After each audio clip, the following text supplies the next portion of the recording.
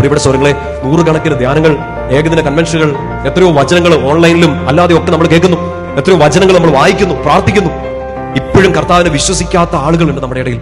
ധ്യാനം കൂടുന്നവർ പോലും അത്ര വലുതായിട്ട് വിശ്വസിക്കുന്നില്ല. ഇതിങ്ങനെ ഉറക്കെ ഹല്ലേലൂയ പറയും, വിശ്വസിക്കുന്നതൊക്കെ പറയും, പക്ഷേ ഹൃദയത്തിന്റെ ആഴത്തിൽ വിശ്വസിക്കുന്നില്ല. കർത്താവേ, ഇനി നീ ഒരു അടയാളം പ്രവർത്തിച്ചാൽ ഞാൻ വിശ്വസിക്കാമെന്ന് പറഞ്ഞ് കർത്താവിനെ വീണ്ടും വീണ്ടും പരീക്ഷിക്കുന്ന ക്രിസ്ത്യാനികൾ നമ്മുടെ ഇടയിലുണ്ട്. ഒത്തിരി ധ്യാനം കൂടി ഒരു ആത്മീയ തഴമ്പൊക്കെ പിടിച്ച് ഇനിയും അടയാളം കാണുമെന്ന് പറഞ്ഞ് ഓടി ഓടി നടക്കുകയാണ്. 12,000 വർഷം മുമ്പ് കേട്ടൊരു ചോദ്യമല്ല, ഇന്നും ഈശോ ഇന്ന് ഈ ബലിപീഠത്തിൽ ഇറങ്ങി വന്നിട്ടും ഇന്നും ഈശോയുടെ ആ ചൂട് ഏറ്റവും അടുത്ത് അനുഭവിച്ച ക്രൈസ്തവർ പോലും പിന്നെയും അടയാളത്തിന് വേണ്ടി ഓടി നടക്കുകയാണ്. കർത്താവ് അത് പ്രവർത്തിക്കട്ടെ, പ്രവർത്തിച്ചാൽ വിശ്വസിക്കാം. ഈ കട മാറട്ടെ, മാറിയാൽ ഞാൻ വിശ്വസിക്കാം. ഈ കുഞ്ഞുണ്ടാവട്ടെ, കുഞ്ഞുണ്ടായാൽ ഞാൻ വിശ്വസിക്കാം. ജോലി കിട്ടട്ടെ, പുറത്തു പോകാൻ പറ്റട്ടെ, എന്നിട്ട് ഞാൻ വിശ്വസിക്കാം. അന്ന് യഹൂദർ ചോദിച്ചതുപോലെ ഇന്നും നമ്മൾ കർത്താവിനെ വീണ്ടും വീണ്ടും പരീക്ഷിച്ചുകൊണ്ടിരിക്കുകയാണ്. അടയാളങ്ങൾക്ക് വേണ്ടി ചോദിക്കുകയാണ്. അഗ്നിയിൽ കണ്ടു, വചനത്തിൽ കണ്ടു, ആ വചനം മാംസമായി നമ്മുടെ ഇടയിൽ വസിച്ചു, കൂടെ ഉണ്ടാകുമെന്ന് വാഗ്ദാനം തന്നു. എന്നിട്ടും വിശ്വസിക്കാൻ തയ്യാറാവാതെ അടയാളം തേടി നടക്കുന്ന ആ ജനത്തിന്റെ മുമ്പിലേക്ക് ഈശോ ഇതാ ഇന്ന് നിങ്ങൾ ബലിയർപ്പിച്ചു, നാളെ പരിശുദ്ധ ബലിയർപ്പിക്കും. ഈശോ തന്റെ ഏറ്റവും വലിയ അടയാളം കാണിച്ചു. സ്വർഗത്തിൽ നിന്നൊരു മന്ന, ഒരപ്പം നിങ്ങൾക്ക് കിട്ടി. ആ അപ്പം ജീവൻ നൽകുന്ന അപ്പം ഞാൻ തന്നെയാണ് എന്ന് പറഞ്ഞ് ഏറ്റവും വലിയ അടയാളം കർത്താവ് നമുക്ക് കാണിച്ചു. ഈശോയോട് നിങ്ങൾ മറ്റൊരു അടയാളത്തിന് വേണ്ടി ചോദിക്കരുത് എന്ന് പറയുന്നത് നിങ്ങളുടെ ഹൃദയത്തിലോട്ട് ഏറ്റെടുക്കണം. തലച്ചോറിലേക്കല്ല, ഓർമ്മകളിലേക്കല്ല, ഒരറിവിലേക്കല്ല.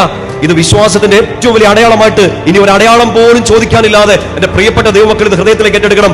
ഈശോ നിങ്ങളുടെ കൂടെ ഉണ്ടെന്ന്, ദൈവം അകലെയല്ലെന്ന്, നിന്നെ രക്ഷിച്ചു, പേര് ചൊല്ലി വിളിച്ചു, പേടിക്കേണ്ട, ഞാൻ കൂടെ ഉണ്ടെന്നുള്ളതിന്റെ ഏറ്റവും വലിയ അടയാളമാണ് വിശുദ്ധ കുർബാന. അതിനേക്കാൾ വലിയ അടയാളം ഇനി ഈശോയ്ക്ക് നമുക്ക് തരാനില്ല. അച്ഛൻ പറഞ്ഞ പ്രാർത്ഥന, ഒരു കാര്യം സാധിച്ചു കിട്ടാൻ വേണ്ടി 10 ദിവസം കൃത്യമായിട്ട് ചെല്ലാൻ നമുക്ക് മടിയില്ല, നമ്മൾ ചാടി എഴുന്നേക്കും.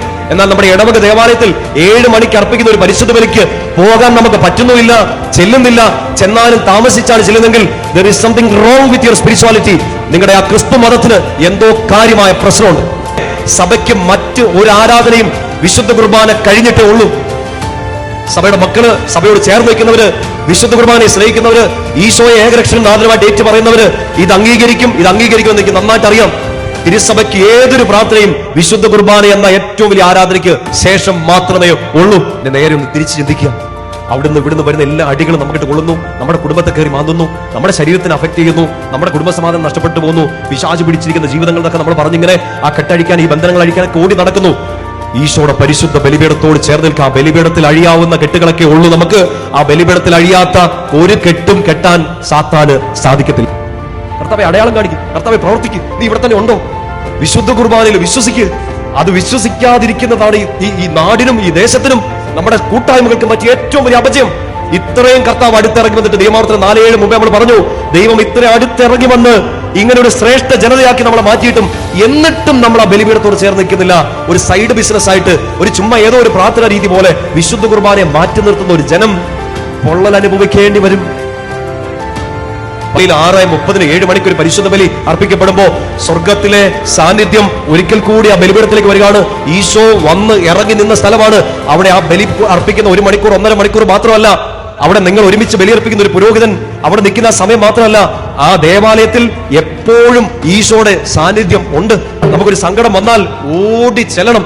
നിങ്ങൾക്ക് ചിലപ്പോൾ നാളെ നിങ്ങൾക്ക് ഒരു വിഷമം വന്ന ഓടി ചെല്ലാൻ ഒരു ധ്യാനഗുരു ഇല്ലാത്ത കാലം വരും. നിങ്ങളെ സഹായിക്കാൻ ഒരു കൗൺസിലർ ഇല്ലാത്ത കാലം വരും.